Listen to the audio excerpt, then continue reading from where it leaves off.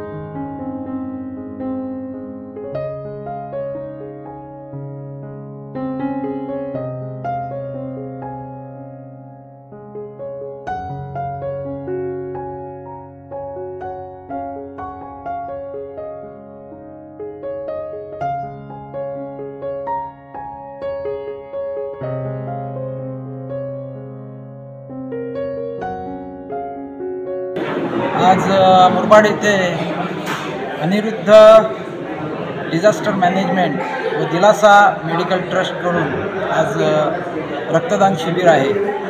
2012 पासून जवळजवळ 12 वर्ष झाली इथे रक्तदान शिबिर चालते.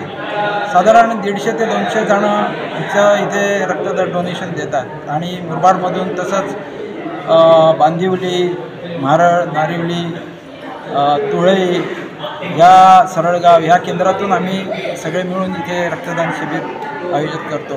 बापूंचा आशीर्वाद आहे आणि तो आम्हाला सदैव राहणारच आहे आणि त्या अनुषंगाने रक्तदान शिबिर हे आमच्याकडून सक्सेस होते. बापू ते करून घेतात. हरिओम.